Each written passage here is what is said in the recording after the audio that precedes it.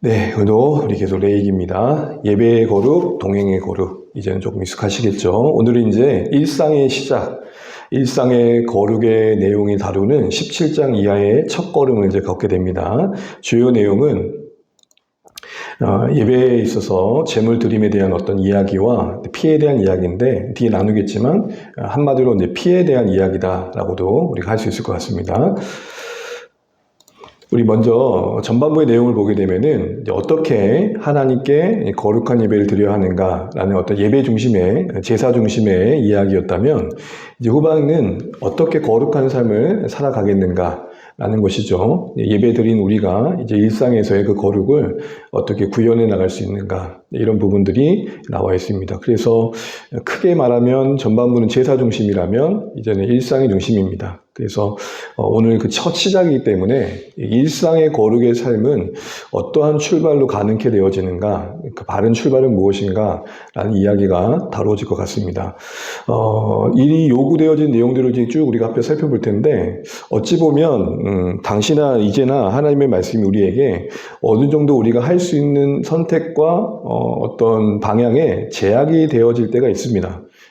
믿기 때문에 못하는 게 있죠. 또 믿기 때문에 할 수 없는 것들이 있고 이게 어떻게 보면 우리에게는 한계일 수 있지만 하나님의 의중 안에서 보면 우리를 사랑하시는 그 뜻 안에서 그것이 바르게 이해될 필요가 있겠다 싶습니다. 마치 이제 부모님의 간절한 호소와 같은 거죠. 반드시 드려야 하기에 때로는 엄하게 말씀하실 때도 있지만 그것이 우리에게 하나님의 사랑 가운데 주어졌다는 것을 알 때 우리는 좀 바르게 이해할 수 있지 않을까 싶고 궁극적으로는 우리를 자유를 제약하는 게 아니라 진짜 자유를 주기 위하심이다라는 겁니다. 하나의 이야기를 들자면 물고기가 물 안에 있는 게 어느 정도 제약이 있는 거 아닙니까? 도로를 달림박질하는 건 아니니까요.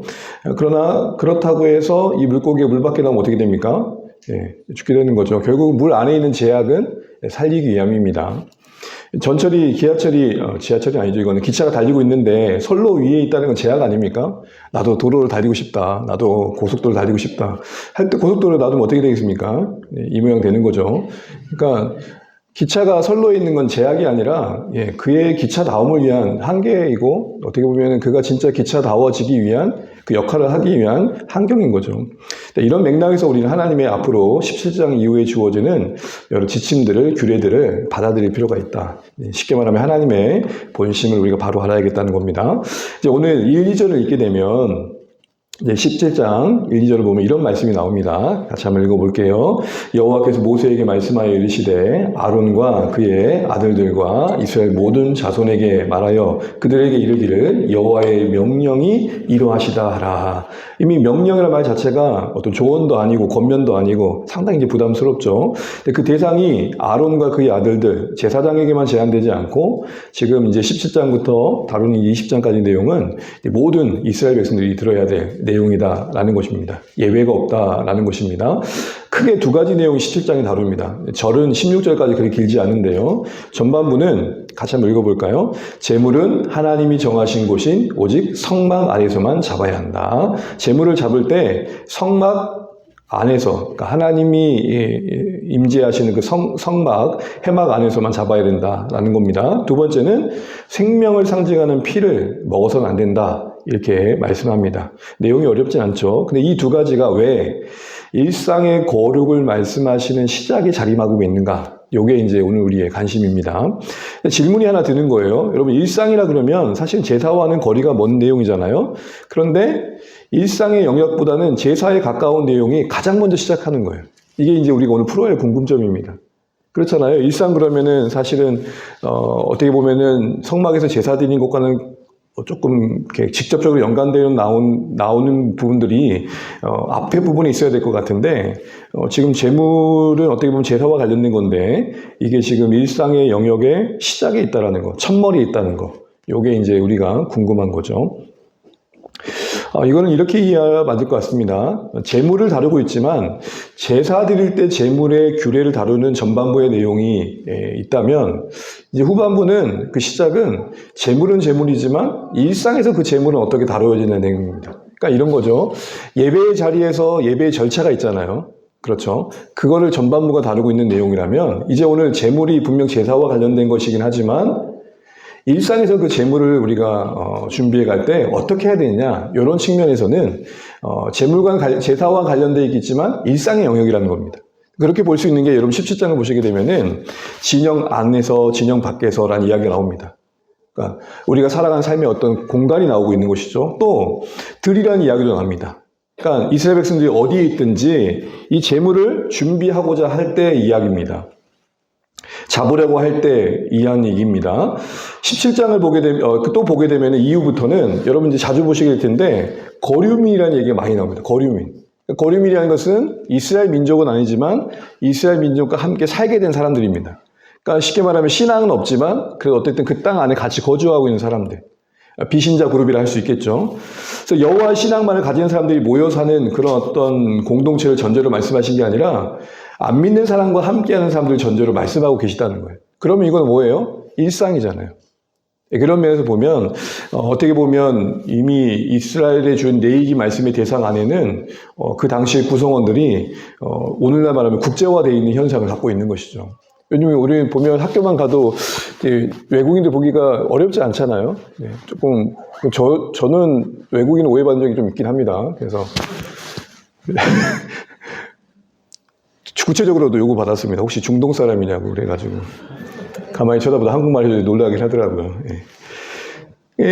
우리 안에 이제 국제화된 현실이 남다르지 않는 것처럼 레위기도 이미 그런 현실을 이제 다루고 있다는 겁니다. 이런 걸 보게 되면 이미 17장은 일상의 영역의 내용들을 다루고 있다는 겁니다. 그러니까 이렇게 정리가 되는 거죠. 일상에서 예배를 위한 제물을 준비할 때 그러면 어떻게 하느냐? 이게 이제 포커싱입니다. 그리고 그 내용의 답은 뭐냐면 반드시 해막 앞으로. 이게 뭘 의미하는 게 되게 중요한 거예요. 왜 일상에서 들에서든지 진영 안이시든 진영 밖에서든지 우리 식으로 말하면 집에서든지 누구 친구를 만날 때든지 그리고 회사에서든지 어디서든지 여행 갈 때든지 우리가 가장 먼저 생각할 것은 해막 앞이라는 거예요. 그때 당시 해막이라는 것은 하나님의 임재가 구별된 특별한 장소였지만 우리에게는 이제 해막이 없잖아요. 뭐예요? 항상 먼저 하나님 생각 먼저. 그게 우리 신앙의 첫 단추가 되어야 일상이 거룩의 시작을 가능하게 한다 이겁니다. 자, 그런 맥락을 가지고 볼게요. 그래서 4절 보면 이렇게 언급됩니다. 우리 4절 5절 한번 읽어볼게요. 그 색깔 대부분 말씀을 읽어볼게요. 먼저 해막문으로 끌고 가서 여호와의 성막 앞에서 여호와께. 5절도요. 그들의 제물을 해막문 여호와께로 끌고 가서. 반복되는 게 뭐예요? 해막, 예배드리로 구별된 그곳으로 제물을 가져가야 돼 라는 겁니다. 갑자기 은혜 받았다고 하나님께 예배드리고 싶다 그래가지고 소를 지금 집에서 잡아내면 안 된다는 거예요. 그러면 안 된다는 거예요. 그리고 가까운 곳에 저기 드리만 하겠다는 곳에 드리면 안 된다는 거예요. 하나님께서 뭐 하신 곳에? 정하신 곳에 가야 된다. 이게 있는 겁니다. 그 이유는 또 뒤에 얘기도록 하겠습니다. 어쨌든 중요한 건 뭐냐면 먼저예요. 그래서 여러분 제가 17장에 키워드 하나를 고르라 그런다면 먼저예요. 먼저. 내가 예배드리고 싶은 마음보다 항상 먼저 하나님은 뭘 원하시는가가 중요한 거예요. 내가 뭘 하나님께 해드리고 싶은 것보다 하나님께서 먼저 뭘 원하시는가 더 중요한 거예요. 내가 예배하고 싶은 열정보다 하나님이 이 예배를 받으실 만한 모습인가가 더 중요한 거예요. 그러니까 먼저 누구요? 하나님. 먼저 하나님. 이게 중요한 겁니다. 먼저 하나님이 정하신 곳에서 예배하는 것. 하나님이 정하신 곳이 성막이 아닌 다른 곳에서 임의로 제단을 만들지 말라는 의미일 것이고요. 제물을 드리려고 할 때 가장 먼저 생각할 것은 하나님이 예배해서 만나기로 해주신 성막을 떠올리라는 겁니다. 그래서 다시 정리해 보면 일상에서 제사를 준비라고 할 때 먼저 우선적으로 상기할 건 뭐냐? 예배의 대상이신 하나님, 그 하나님이 정하신 예배의 방식을 떠올리는 게 필요하다는 것입니다. 그러면 이제 이유가 궁금해지는 거죠. 왜 이런 당연한 얘기를 또 일상의 시작에서 다루실까? 왜 그러실까요? 이 이유 때문에 그럽니다. 같이 한번 읽어볼게요. 그들은 전에 음란하게 섬기던 순 옆에서 순염소에게 다시 제사하지 말 것이니라. 이는 그들이 대대로 지킬 영원한 규례니라. 아멘. 이 말씀의 맥락을 보니까 아까 진영 안에서든 진영 밖에서든 들에서든 잡으려고 했던 게 이 사람들이 지금 하나님께 예배하려고 잡았던 게 아니라 옛날에 순년소를 섬겼던 것처럼 그 자신들이 있는 곳에서 우상을 섬기기 위해서 짐승을 잡았던 거예요. 그러니까 짐승을 잡을 때 항상 성막을 떠올려고 생각하는 것은 짐승의 피는 하나님을 위해서만 드려져야 되는 거야 라는 걸 훈련시킨 거죠. 이해되시죠 여러분? 그러니까 짐승 잡을 때 네 임의대로 아무데나 드리기 위해서 잡는 게 아니라 항상 짐승 잡을 때 누구 먼저? 하나님 먼저. 옛날에 여러분 저 어렸을 때 훈련받을 때, 야, 아버지께서 밥 숟가락 뜨지 않는데 네가 먼저 떠? 저는 그렇게 배웠습니다. 그리고 항상 아랫목에는 아버지께 드실 그 스탠에 있는 밥이 있었고, 건들면 안 됐고. 지금 우리 애들 어떻죠? 말 안 하겠습니다. 이런 의미인 거예요. 짐승으로 제사를 드린다? 그건 다른 어떤 것도 아니라 성막에서 하나님께 예배 드릴 때 외에는 생각할 게 아니야. 이 얘기를 하고 있는 거예요. 근데 왜 이걸 강조할까요? 그렇게 생각하지 않았던 일들이 많았다라는 거예요. 실전에 말하잖아요. 누구에게 제사했대요? 숫 염소에게. 엄한 대상에게 예배하기 위해서 짐승을 잡더라는 거예요. 더 쉽게 얘기할까요? 저 사람 되게 열심히 있게 뭔가 신앙적으로 뭘 하고 있는데 마음은 누구를 섬기고 있는 거예요? 자기를 위해 뭔가를 하더라는 거예요.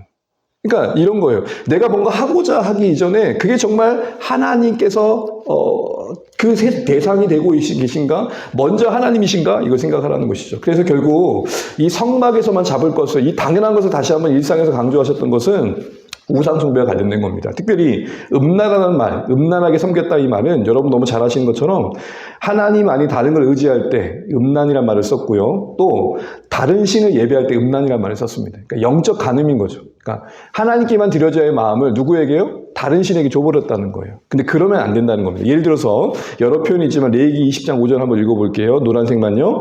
몰렉을 음란하게 섬기는 모든 사람을. 이게 보세요. 몰렉이라는 신을, 이 이방 신을 섬기는데 그걸 뭐라고 섬겨요? 어떻게 섬긴다 그래요? 음란하게 섬긴다. 그러니까 사랑의 대상은 하나님이셔야 되는데 하나님은 다른 사람들을, 다른 신을 품고 예배하더라는 겁니다.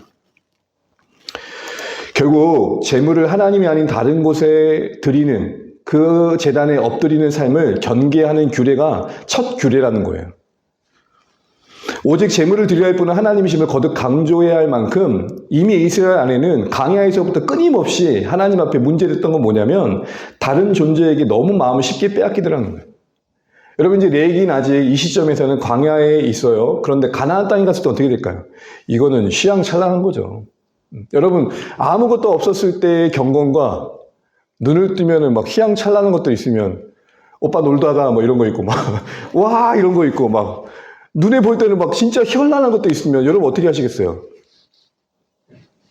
뭐 저는 힘들 것 같습니다. 여러분은 괜찮으시겠지만 그러니까 다른 것에 내 마음을 빼앗기기가 이스라엘이 너무 쉬웠던 거예요. 그게 하나님께 너무 속상하셨던 거고 그래서 첫 걸음, 일상에서 첫 걸음 뭐냐? 하나님과 시선 맞추기. 항상 먼저 하나님 먼저 생각해. 지금 저희 어른들의 옛날 신앙 얘기 들으면은 집에 뭔가 좋은 거 있으면 항상 누구예요? 목사님께 먼저 생각해요. 여러분 성미라고 아세요? 성미? 옛날에는 이제 그 목사님들이 목회자님들이 어떤 식사 부분에서 어떤 이렇게 집에 있는 쌀을 조금 가져와 가지고 성미함에다 넣었었어요. 그런 적이 있었거든요. 그러니까 항상 목회자를 섬기는 그런 마음들이 그런 부분들이 그때 당시에 문화였던 것이죠. 딱 그런 원리인 거예요. 지금 하나님께서 지금 이스라엘 백성들의 일상 속에 예를 들어서 소가 있어요. 이거 하나님께 드리고 모두가 나누시면 한 목재를 드리고 싶어요. 그러면 그게 맞는 생각인데 이걸 가지고 야 이거 웬 떡이야? 아까 지나오다 보니까 괜찮은 이방신 하나 있던데 거기다 드려야겠다. 이런 생각하지 말라고 하는 거예요. 그러니까 항상 뭐만 생기면 누굴 먼저 생각해라? 하나님 먼저 생각해라. 이게 지금 계속 강조되는 거예요. 끊임없이 눈을 다른 곳으로 돌리고 더 힘센 것, 더 강한 것, 더 풍요를 추구있는 그 이스라엘의 본성을 하나님께서 붙들어 매시는 거죠. 왜요? 이게 안 되면 일상의 거룩이 무너지니까. 그래서 여러분 한마디로 이렇게 말하는 거예요. 우상 숭배를 깨기 위한 깨우기예요. 네. 먼저 하나님 생각해라. 먼저 성막 생각해라. 뭔 짐승만 생기면 먼저 생각해라 하나님을. 어디서? 예배하는 것은 성막이라는 거. 이거 거의 자동적으로 생각하라는 거예요. 자동적으로. 왜요? 그래야만 엉뚱한데 그거 안 드리니까. 그래야만 그 짐승을 잡아 흘리는 피를 엉뚱한 곳에 안 드리니까. 그 피는 오직 그 피의 근원이신 하나님께만 드려야만 향기가 될 텐데 엄한 것에 드리면은 안 된다라는 거예요. 그걸 오히려 그것을 버리는 것이다라는 겁니다.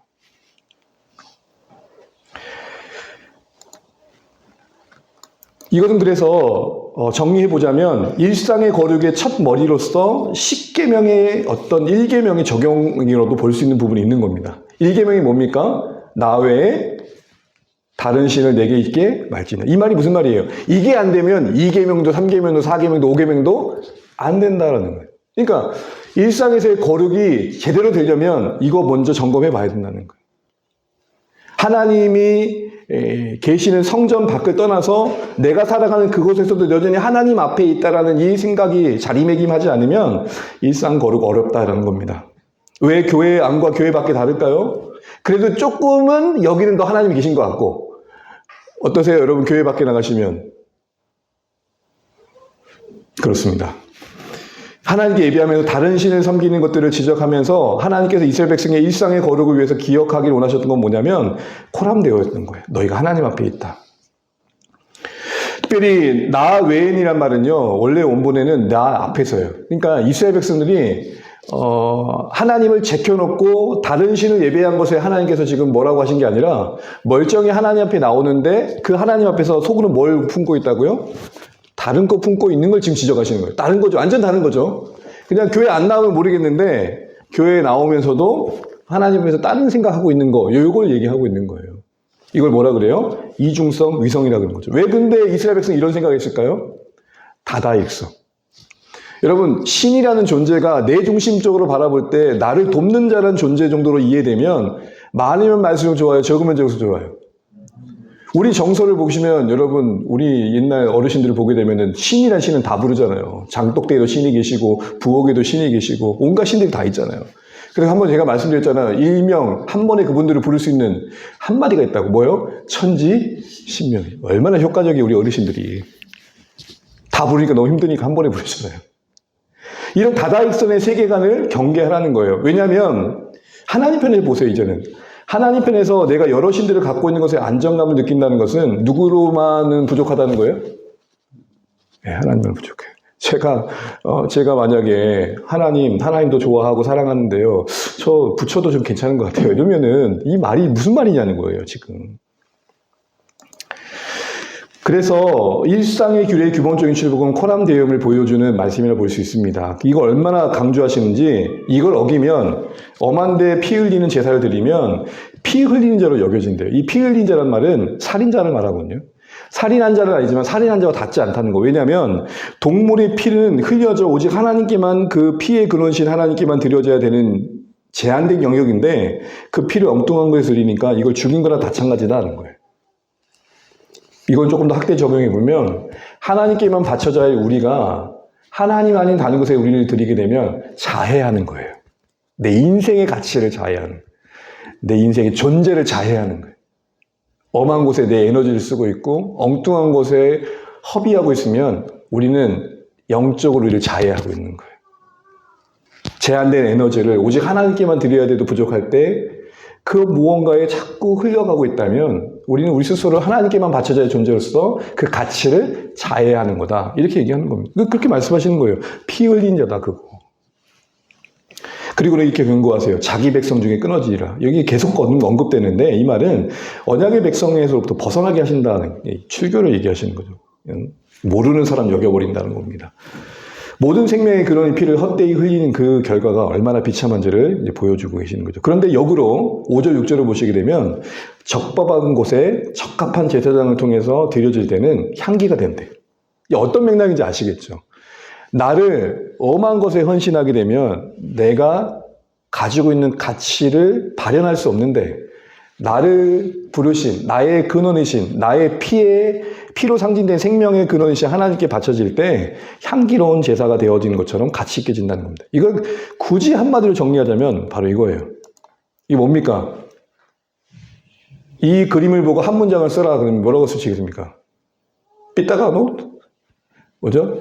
첫 단추를 잘못 끼우면 그 다음 어떻게 돼요? 물론 희한하게 첫 단추 잘 끼웠는데 그때 가도 잘 맞는 분들 계시더라고요. 그건 기적이죠. 어디가 뭔가 빼먹은 건데. 첫 단추는 뭐예요? 먼저 하나님. 교회 밖을 나간 여러분 일상이 진짜 거룩으로 구별된 시작은 뭐냐? 먼저 하나님. 그러니까 이래서 이런 겁니다. 갑자기 생돈이 생겼어요. 그러면 여러분 어딘가에 그 버킷리스트를 사기 위한 것 이전에 야 이거 하나님 어떻게 쓸까요? 이게 먼저 하나님. 네, 이게 지금 17장이에요. 먼저 하나님.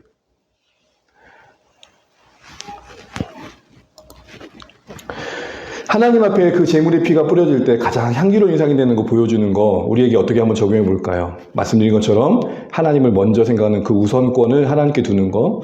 그래서 언제나 하나님께 드리기를 준비되어진 일상, 허락하신 모든 게 하나님께로 향하기 위해 준비되어 있는 사람에게는 그 모든 게 기회가 되는 거죠. 예배의 기회가.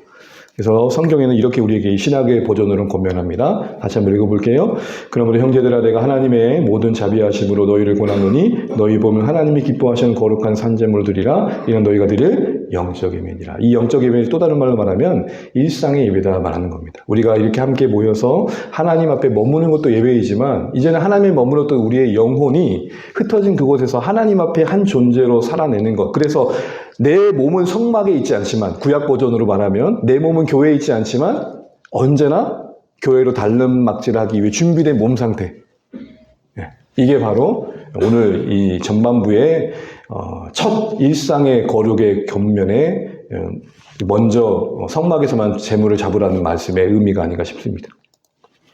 이제 두 번째 그룹은 이제 피를 먹지 말라는 거예요. 이게 뭔 의미인가? 피를 먹지 말라. 우리 10절 한번 차분히 읽어보겠습니다. 이스라엘 집 사람이나 그들 중에 거류하는 거류민 중에 무슨 피든지 먹는 자가 있으면 내가 그 피를 먹는 그 사람에게는 내 얼굴을 대하여 그를 백성 중에서 끊으리니. 무슨 피든지 어떤 짐승의 피든지 먹지 말라는 게 말씀인데 그 먹는 게 뭐 대단하다고 하나님께서 백성 중에 그를 끊어내신대요. 이게 또 무슨 말일까요? 그래서 어떤 사례가 나오냐면 사냥을 한 경우에 사냥을 하면 짐승이 이제 잡았을 때 피가 흘릴 거 아니에요. 그때 그 피는 뭐예요? 다 빼라는 거예요.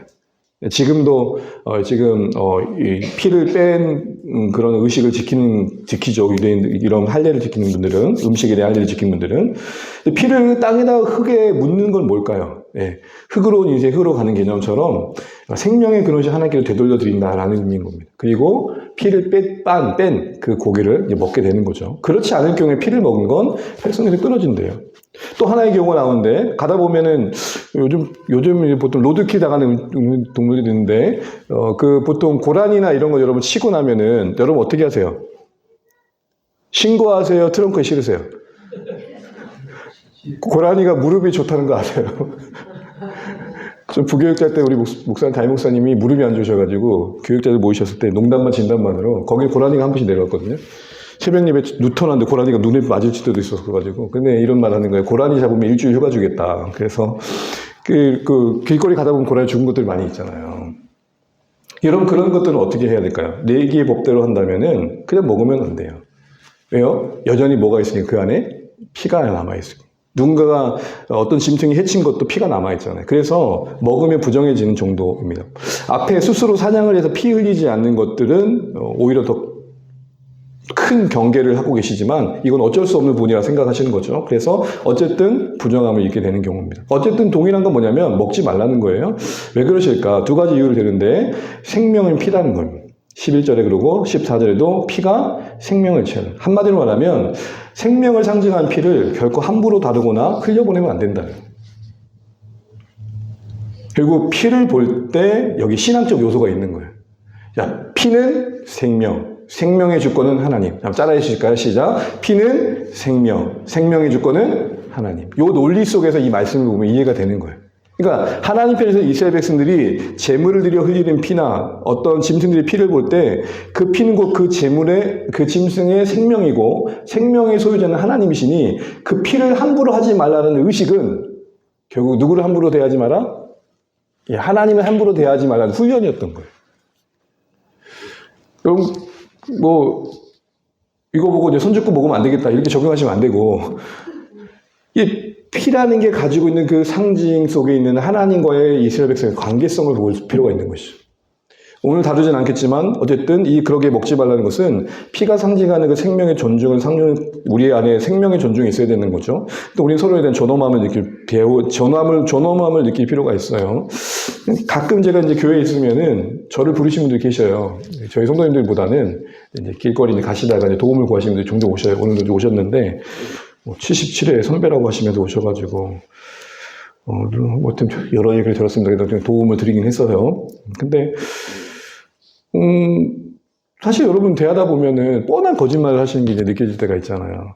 그냥 치조하듯이 그래서요. 그런데요. 전화번호 줘보세요. 이렇게 하기가 좀 그렇잖아요. 그냥 안타까운 마음도 있고 그냥 한번 도움을 좀 드리면 끝나는 일인데, 그럴 때마다 제 마음속에 어떤 마음이냐면, 나는 저분의 겉모습 속에서 하나님의 존중이, 하나님의 형상의 존중함이 여기에 그 모습을 볼 수 있는가, 사실 쉽지는 않더라고요. 여러분은 어떠세요? 여러분은 누구든 그 겉모습과 상관없이 그 존엄함이 보이세요? 그 피가 보이세요? 그도 피가 있기 때문에 살아있다는 게 보이세요? 그 피가 상징하는 생명이 하나님께로 말미암았던 걸 보시냐는 거죠. 쉽지 않죠. 또 하나는 하나님 주권을 침범하지 말라는 겁니다. 우리가 오늘 다 다룰 수는 없지만 하나님 주권을 인정한다는 건 뭘까요? 내 삶에 하나님 통치가 구현되는 게 넓어지는 거예요. 더 쉽게 말한다면 하나의 예지만 하나님 때문에 하지 않는 게 생기셔야 돼요. 그리고 적극적으로는 하나님 때문에 하게 되는 일도 생기셔야 돼요. 두 번째 이유는요, 이게 참 중요한데요, 레이기 안에서는요, 그 생명을 상징하는 피가 들여져 또 다른 생명을 살린다는 측면에서 속죄의 기능이 있기 때문에 중요하다고 말하는 거예요. 이 속죄의 기능. 하나는 생명이, 피가 생명을 말하고 있고 그 생명은 하나님의 것이라는 측면에서 중요하고, 그 생명을 상징하는 피가 들여져, 누군가가 들여져야 다리에 그가 대신 들여짐으로 그가 살았기 때문에 그 속죄의 기능이라면서 중요하다는 거예요. 그러니까 먹지 말라는 말은 무슨 말이에요? 그 피가 너를 살렸는데 그 피를 함부로 여기지 말라는 거예요. 결국 속죄의 가치와 의미를 가볍게 여기지 말라. 이거는 이스라엘 백성들에게 아주 중요한 도전이었어요. 왜냐하면 왜 자꾸 우상을 섬겼을까요? 왜 하나님 앞에 구별된 제단에서 하나님만 예배하지 못했을까요? 그들에게 관심은 제단, 제사, 예배가 자기들이 복받는 수단으로 여겨지는 부분이 없지 않아 많았다는 거예요. 그런데 하나님은 자꾸 그 더 본질적인 너와 내가 이 피로 새로워졌어에 관심을 갖게 하거든요. 그러니까 하나님께서 우리에게 제사를 말씀하실 때 관심은 너 이거 잘 드리면 복받아, 더 많은 헌신하게 돼 있어, 11조 하게 돼 있어, 이런 얘기가 아니고 나와 너와의 관계가 얼마나 특별한지를 알았으면 좋겠어가 제사거든요. 그걸 말하는 게 피고요. 그러니까 그렇게 알아들으면 좋겠는데 이스라엘 백성은 그렇게 알아들지 못했던 거예요. 그런 의미에서 피를 먹지 말라고 했던 것은 왜 자꾸 먹지 말라고 하시지 할 때 그 피가 나와 하나님과의 관계를 회복한 근거였다는 사실 속에서 답을 갖기 원하셨던 거예요. 한마디로 이런 겁니다. 어떻게 회복된 관계인데. 참 관계라는 게 그래요, 여러분. 참 어렵게 오해가 풀리고 새로 다시 한번 시작하게 되었을 때 너무 고맙고 감사하고 이런 마음 들잖아요. 어떻게 새로워진 관계인데. 그거 지키고 싶은 마음 들어요, 안 들어요? 예, 듭니다. 저는 들더라고요. 여러분도 드실 거고요. 그런 마음으로 제사의 의미가 담겨있는 그 하나님의 바른 관계의 근원이 되는 제사의 기능들을 이해한다면 그 재물들 엉뚱한 곳에 드릴 수 없어, 이런 말을 하시는 거죠. 다시 말해서 어떤 제사의 피가 자신의 욕망의 수단이 되어서 복만 되고 있다면, 복의 방편으로만 되고 있다면 아무 곳에서나 아무개나 자세를 드리겠지만, 정말 그게 담고 있는 하나님과 바른 관계를 얻어내는 과정으로 이해하고 있다면 그 제사, 그 제물을 드리는 그 과정이 하나님께만 드려질 수밖에 없겠다, 이 얘기를 하고 계시는 겁니다. 여러분, 이게 우리에게 적용이 된다면 이럴 것 같아요. 우리는 레위기 때와는 다르게 이제 십자가의 피로 이미 실현된 그 속죄의 의미를 상징하고 있는 예수님의 피를 아는 사람들이에요. 그러면 이건 이렇게 적용되겠죠? 피를 먹지 말라. 그것은 결국 피가 상징하는 속죄의 기능을 함부로 여기지 말라는 거고, 결국은 우리와 하나님과 관계를 회복시킨 보배로운 피를 어찌 여기는지를 돌아보라는 거겠죠. 이 말씀을 읽어보겠습니다. 노란색만요. 시작. 하나님의 아들을 짓밟고 자기를 거룩하게 한 언약의 피를 부정한 것으로 여기고 은혜의 성령을 욕되게 하는 자가 당연히 받을 형벌. 그러니까 무슨 말이냐, 맥락상 어떤 의미냐면요. 당시 히브리서의 성도들 가운데 고통이, 그러니까 핍박 때문에 유대교를 다시 회귀하는 사람도 있었어요. 그러면서 너희들이 그렇게 선택하는 거는 예수님의 보혈을 무시하는 거야, 이렇게 얘기하는 거예요. 예수님의 피로 우리를 값주고 사신 그 은혜의 하나님의 사역을 무시하는 거야. 여전히 할례를 행해야 된다 그러고 있고, 여전히 율법으로 돌아간 너희들의 선택은 예수님의 피값을 아주 똥값으로 만드는 거야. 값싸는 일 만드는 거야. 이렇게 지금 엄하게 얘기하고 있고, 그런 자들에게 하나님께서는 분명히 심판하셔, 이렇게 얘기를 합니다. 같이 한번 읽어봐요. 너희는 너희 자신의 것이 아니라 값으로 산 것이 되었으니 그러니 너희 몸으로. 이제 우리의 몸이 값주고 사신 바라는 측면에서 보면 방향은 분명하다는 거예요. 값주고 사신. 그러니까 레위기의 피를 가벼이 여기지 말라는 것은 그 피로 내가 살았으니 그 피로 나를 살리실 하나님만에게 나의 삶을, 내 피를 드려야 돼, 이거거든요. 원래는 내 피를 쏟아야 되는데 한 번뿐인 생명이라 하나님께서 나를 지키시기 위해서 나 대신 죽는 것을 허락하셨으니 얘 죽은 거 나 죽은 거니 얘 죽은 만큼 나도 죽어야지가 고백되어야 된다는 게 피를 먹지 말라는 의미였거든요. 생각도 없이 피 먹지 마 이런 거였거든요. 그게 어떤 의미인지 좀 알아야 하는 거예요. 이게 우리가 어떻게 정리하겠어요? 우리 사는 거 주님께서 우리 위해 죽으심으로 산 것이니 주님 자신 드신 것만큼 우리도 드리는 거 당연하다 얘기하는 겁니다. 마지막 한 구절 있죠? 같이 한번 읽습니다. 은이나 시작. 은이나 금같이 없어질 것으로 된 것 아니요 오직 흠먹고 점없는 어린 양 같은 그리스도의 보배로운 피. 뭘 비교합니까? 은금의 가치와 보배의 피를 비교합니다. 그런데 은금은 없어질 거래요. 이 땅에서만 어쨌든 가치 있는 거래요. 보배의 피값, 그 인생을, 피값으로 사는 그 인생을 은금에 팔려고 그래? 이 얘기하고 있는 거예요. 피 먹지 말아가 선지국 먹지 말라는 게 아니고요. 그 피가 상징하는 속죄의 기능을 항상 기억하라는 말씀이었고, 결국 우리가 피를 함부로 대하지 않는다는 것은 오늘 우리에게는 예수님의 피로 값주게 산 우리의 이 보배로운 피값으로 산 우리의 인생의 가치를 아는 것입니다. 음과 금으로는 감히 형용할 수 없는 그 가치를 바로 아는 우리 사랑하는 주안의 가족 되시기 바랍니다. 정리하겠습니다. 여러분 두 가지 큰 내용이 있었잖아요. 전반부는 먼저 성막. 거듭 말씀드린 것처럼 성막에서만 재물을 잡게 하셨어요. 이것은 일상에서 하나님께만 드려질 것을 엉뚱한 곳에 드리지 말라는 그 말이에요. 뭐가 생기든 하나님께 어떻게 이걸 드릴까? 하나님 앞에서 이거 어떻게 나눌까? 하나님 앞에서 이거 어떻게 가치 있게 사용할까? 먼저 성막. 드려져야 할 곳은 오직 하나님. 바쳐져야 할 곳은 오직 하나님이니까 먼저 하나님. 그게 우리의 인생의 첫 단추. 그 첫 단추가 되어야 거룩의 일상이 만들어짐. 이게 그렇게 중요한 의미였던 것이죠.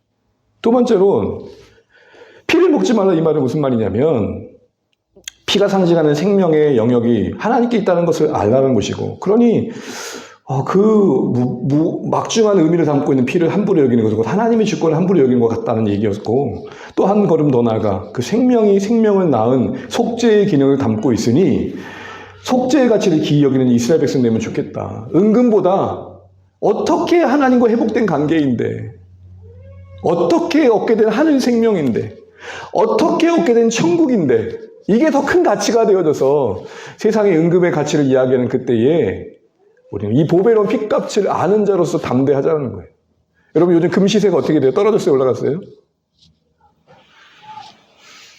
여러분 지금 눈치채신 거죠? 일단 여기서 답을 하면 목사님이 당신이 요즘 금값에 가침이 많군요. 뭐 이렇게 할까봐. 훌륭하십니다. 우리가 보배로운 핏값이 커 보이면 커 보일수록 은금의 가치에 휘둘리지 않은 인생 된다. 그게 왜 중요했을까요? 그래야 그 거룩의 희양찬란한 일상의 희양찬란한 유혹에 흔들리지 않으니까요. 그러니 오늘 거룩의 첫 단추 두 가지는 뭐예요?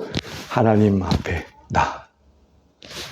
나를 하나님께서 핏값 주고 사셨다. 그러니 피를 함부로 드리면 안 되고 주님께만 드려야 되고 그 피로 나를 사셨으니 오직 그 가치에 합당하게 살아내자. 그게 인공. 그래서 오늘 한마디로만 하면 17장은 쌍피입니다. 쌍피. 예. 고돌이에서 피값이 비싸요. 쌍피. 별로 은혜가 안 되는 거 보니까 여러분도 참 거룩하신 것 같습니다. 오늘 이 말씀 기억하시면서 반주해 주시고 17장의 이 첫머리 첫걸음이 왜 우리에게 이 거룩의 일상과 관련되어 있는지를 기억하시면 좋겠습니다. 먼저 성막. 정말 그러면 좋겠습니다. 뭔 좋은 일이 생기든 어려운 일이 생기든 먼저 하나님 만남이 약속된 성막으로 나아가는 우리에게 그런 신앙의 고백이 있으면 좋겠고 왜 피를 가벼이 여기지 말라고 하셨는지 그 안에 담긴 생명의 가치와 또 그 피가 상징하는 속죄의 기능 예수의 피가 보배롭게 여겨지는 우리의 신앙 되었으면 좋겠습니다. 우리 그런 마음으로 우리 같이 한번 기도하고 마치겠습니다.